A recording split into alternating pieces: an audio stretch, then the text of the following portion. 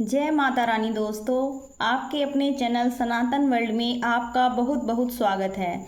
माँ भगवती की कृपा आप और आपके पूरे परिवार पर सदा बनी रहे।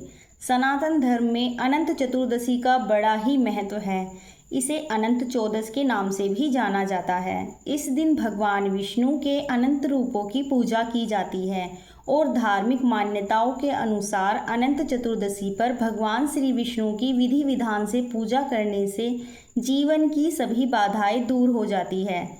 इस पावन दिन जो व्रत धारण करते हैं, कथा पढ़ते हैं और अनंत सूत्र अर्थात पीला धागा बांधते हैं, जिसमें कि 14 गांठें होती है। ज्योतिष के अनुसार ऐसा माना जाता है कि अनंत सूत्र की जो 14 गांठें होती हैं वो ब्रह्मांड के 14 लोकों का प्रतीक मानी जाती है। ऐसा कहा जाता है कि अनंत चतुर्दशी पर जो पीला धागा बांधते हैं उससे किसी भी प्रकार के संकट से, परेशानी से रक्षा होती है और इसलिए बहुत आवश्यक होता है अनंत चतुर्दशी पर पीला धागा बांधना और भगवान विष्णु की विधि विधान से पूजा करना। तो आज की इस वीडियो में आप जानेंगे साल 2025 में अनंत चतुर्दशी कब है, चतुर्दशी तिथि कब प्रारंभ हो रही है, कब समाप्त हो रही है, अनंत चतुर्दशी का व्रत हमें कब करना है और किस प्रकार पूजा करें, पूजा का शुभ मुहूर्त क्या होगा, अनंत चतुर्दशी का धागा किस प्रकार बनाए, सारी जानकारी आज की वीडियो में शेयर करूंगी। तो बहुत महत्वपूर्ण है आज की वीडियो, तो भक्तों पूरा जरूर देखिए। अगर वीडियो अच्छी लगे तो लाइक भी जरूर कीजिए, क्योंकि आपके लाइक कमेंट मेरे लिए बहुत महत्वपूर्ण होते हैं। बात करेंगे अनंत चतुर्दशी की पूजा विधि के बारे में, लेकिन उससे पहले जानते हैं अनंत चतुर्दशी साल 2025 में कब है। तो देखिए, भाद्रपद मास की शुक्ल पक्ष की चतुर्दशी तिथि को अनंत चतुर्दशी का व्रत धारण किया जाता है और चतुर्दशी का प्रारंभ हो रहा है 6 सितंबर 2025 को सुबह 3:12 पर और चतुर्दशी तिथि का समापन होगा 7 सितंबर को सुबह 1:41 पर। तो ऐसे में व्रत हमें कब धारण करना है? तो देखिए, सूर्योदय कालीन चतुर्दशी हमें 6 सितंबर को प्राप्त हो रही है, इसलिए 6 सितंबर 2025 को शनिवार के दिन अनंत चतुर्दशी व्रत का धारण करना है। इस दिन सूर्योदय काल का समय है सुबह 6:02 पर और सूर्यास्त का समय होगा शाम को 6:31 पर। ब्रह्म मुहूर्त होगा सुबह 4:31 से 5:16 तक। ब्रह्म मुहूर्त में आप स्नान कर सकते हैं, भगवान विष्णु की विधि विधान से आराधना कर सकते हैं। बात करें अभिजीत मुहूर्त की, तो अभिजीत मुहूर्त का समय होगा दोपहर में 12 बजे से दोपहर 12:49 तक। अभिजीत मुहूर्त में आप कोई भी शुभ कार्य प्रारंभ कर सकते हैं। किसी भी कार्य को करने से इस समय में कई गुना पुण्य फलों की प्राप्ति होती है।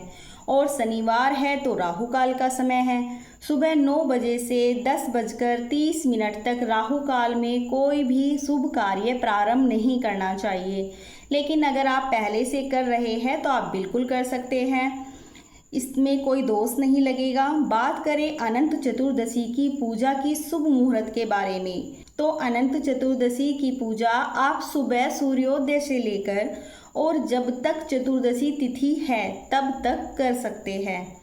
तो पूजा का शुभ मुहूर्त है 6 सितंबर को सुबह 6:02 से रात्रि में 1:41 तक। तो अनंत चतुर्दशी के दिन प्रातःकाल जल्दी उठ जाइए, उठकर नित्य कर्मों से निवृत्त हो जाइए, स्नान कर लीजिए। स्नान करने के बाद साफ स्वच्छ वस्त्र धारण कर लीजिए। फिर इसके बाद भगवान सूर्य देव को जल देकर घर के मंदिर को अच्छी तरह साफ कर लीजिए। आप चाहे तो एक दिन पहले भी मंदिर को साफ कर सकते हैं। मंदिर में भी आप पूजा कर सकते हैं या चाहे तो अलग से चौकी लगाकर भी पूजा कर सकते हैं।